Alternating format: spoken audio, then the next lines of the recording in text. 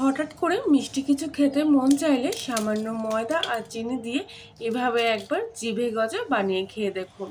মুখে দিলেই একেবারে হাওয়ার মতো মিলিয়ে যাবে। ছেলেবেলার সে হারিয়ে যাওয়া স্মৃতি ফিরে আসবে। জিভে গজাগুলো বানানোর জন্য প্রথমেই আমি এখানে 1 কাপ পরিমাণ মতো ময়দা নিয়েছি। আটা দিয়ে বানালে গজার টেস্টটা খুব ভালো আসবে না, তাই চেষ্টা করবেন ময়দা দিয়ে বানাতে। স্বাদ মতো লবণ আর 1 চুটকি মতো খাওয়ার সোডা, সামান্য কয়েক দানা কালো জিরে এর মধ্যে দিয়ে দিলাম। সব শুকনো উপকরণগুলো খুব ভালো করে একসঙ্গে মিশিয়ে নিচ্ছি। এবার 1 চা চামচ সাদা তেল এই ময়দার মধ্যে দিয়ে দেব। খুব ভালো করে ময়দার সাথে তেলটা এখানে মিশিয়ে নেব। খুব একটা বেশি তেলের প্রয়োজন নেই, আপনারা চাইলে তেলের বদলে এখানে ঘিও ব্যবহার করতে পারেন। তেলের সাথে ময়দাটা ভালোভাবে মিশে যাওয়ার পর যখন দেখবেন হাতের মধ্যে এইভাবে দলা হয়ে আসছে, তখন এর মধ্যে সামান্য সামান্য জল মিশিয়ে ময়দাটা খুব ভালোভাবে মেখে নেবেন। একবারে বেশি জল দেব না, অল্প অল্প করে জল দিয়ে ময়দার ডোটা এখানে মেখে নেব। আর প্রত্যেক দিনের মতো আবারও বলছি, আপনি যদি কলিংয়ের রান্নাঘরে নতুন সদস্য হয়ে থাকেন তাহলে প্লিজ চ্যানেলটি সাবস্ক্রাইব করে পাশে থাকবেন। আর পাশে বেল আইকনটি প্রেস করবেন নতুন কোনো ভিডিওর আপডেট পাওয়ার জন্য। সাধারণত রুটি বা লুচি করার জন্য আমরা যেভাবে ময়দা আটা মেখে থাকি ঠিক সেরকমভাবেই ময়দাটা মাখতে হবে। আর সবশেষে হাতের মধ্যে আর একটু সাদা তেল নিয়ে খুব ভালোভাবে ময়দাটা আরেকবার মেখে নিতে হবে, যাতে কিছুক্ষণ পরে ময়দার গাটা শক্ত না হয়ে যায়। মেখে রাখা ময়দাটা এখানে আমি মোটামুটি 10 মিনিট মতো রেস্টে রেখে দেব। আর ততক্ষণে এখানে 2 চামচ মতো সাদা তেল আর তার সঙ্গে 1 চামচ মতো ময়দা খুব ভালোভাবে মিশিয়ে একটা গোল মতো তৈরি করে নেব। আর তার ঘনত্ব হবে ঠিক এরকম, না ঘন না পাতলা। এবারে আগে থেকে মেখে রাখা ময়দার ডোটা এখান থেকে আমি তুলে নিলাম। এবারে একটা চাকির উপরে আবারও খুব ভালোভাবে এই মেখে রাখা ময়দাটা হাত দিয়ে মুথে নিচ্ছি। এবারে এই ময়দাটা রুটির মতো করে বেলে নেব। তবে আমি এখানে কোনো আটা ছড়িয়ে নিইনি, সামান্য একটু তেল চাকির উপরে মাখিয়ে নিয়েছিলাম, সেই তেলের উপরেই আমি এই ময়দার ডোটা বেলে নিচ্ছি। একেবারে খুব একটা মোটাও না আবার পাতলাও না, এইভাবে বেলে নিয়েছি। এইবারে তেল আর ময়দার ঘোলটা উপর থেকে এইভাবে দিয়ে খুব ভালোভাবে এই রুটির সারা গায়ে মাখিয়ে নেব। আর উপর থেকে আবার একটু শুকনো ময়দা এইভাবে ছড়িয়ে দিচ্ছি।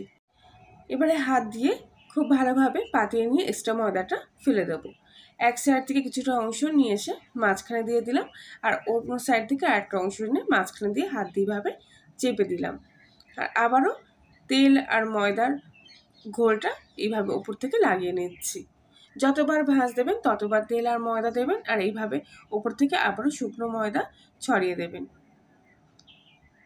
এবারে আবার একটা লম্বালম্বিভাবে ফোল্ড দিলাম, আর পুরোপুরি এই ফোল্ডটা আবারও ঘুরিয়ে একদম মুখ অবধি লাগিয়ে নিলাম।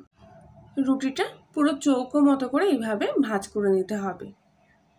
এবার উপর থেকে আবার একটু শুকনো ময়দা ছড়িয়ে দিয়ে এই চৌকো শেপের রুটিটা আবারও বেলে নিতে হবে। লম্বালম্বি আর আড়াআড়িভাবে বেলে নেব। যতটা পাতলা করা সম্ভব হয় ততটাই পাতলা করব। তবে দেখবেন যেন কোথা থেকে কোনো অংশ ছিঁড়ে না যায়। খুব ভালোভাবে এই লেচিটা বেলে নেবে। একেবারে না মোটা না পাতলা মতো করে রুটিটা এখানে বেলে নিয়েছি। এবার আবারও উপর থেকে তেল ঘিয়ের ঘোলটা দিয়ে দিলাম। খুব ভালোভাবে ওপর থেকে একটা কোট দিয়ে নিচ্ছি, আর শুকনো ময়দা আবারও ছড়িয়ে দিচ্ছি। এক্সট্রা ময়দাটা অবশ্যই ঝেড়ে ফেলে দেবেন, যাতে এর উপরে ময়দা না থাকে।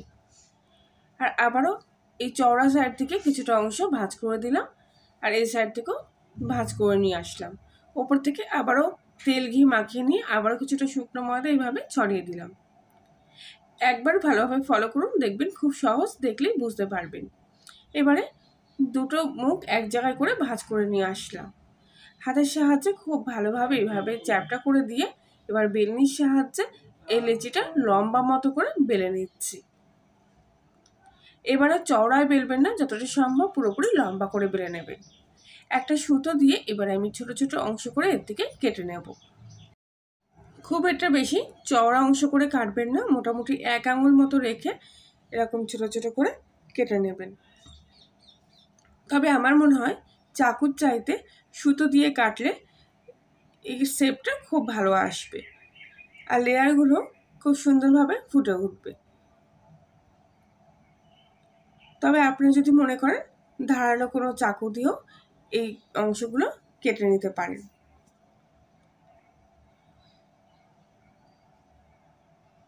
সবকটা গজা এখানে কেটে নেওয়া হয়ে গেছে আর দেখুন কত সুন্দর লেয়ারগুলো হয়ে গেছে। প্রত্যেক কটা গজা এবার আমি একটা প্লেটের মধ্যে নিয়ে নিচ্ছি। এবারে একটা করে গজা আমি এরকম লম্বা ভাবে বেলে নেব। চওড়ায় বেলবো না, যতটা সম্ভব লম্বা করে এরকম বেলে নেব। প্রত্যেক কটা গজা একইভাবে বেলে নেব। তবে এখানে আরেকটা কথা বলে নিচ্ছি, শেষ যে মুখটা আমি জয়েন করেছিলাম, যদি আপনাদের মনে হয় যে মুখটা খুলে যাচ্ছে তাহলে সামান্য একটু জয়েন্টের মুখে জল ব্রাশ করে নেবেন, তাহলে দেখবেন খুব সুন্দরভাবে সিল হয়ে গেছে, একটাও আর খুলে যাচ্ছে না।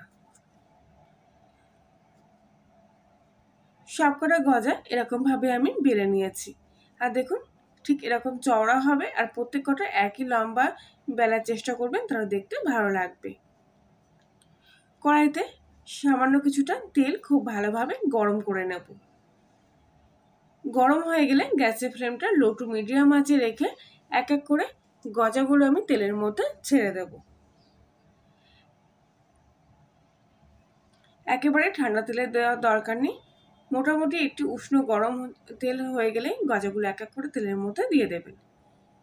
কিছুক্ষণের মধ্যেই দেখবেন গজাগুলো তেলের উপরে ভাজতে শুরু করেছে, কিন্তু তখনও নাড়াচাড়া করবেন না। যখন দেখবেন এক পিঠ পুরোপুরি লাল হয়ে গেছে আর গজাগুলো এরকম লেয়ার ছাড়তে শুরু করেছে, তখন এগুলো উল্টো পিঠটা উল্টো দেবেন।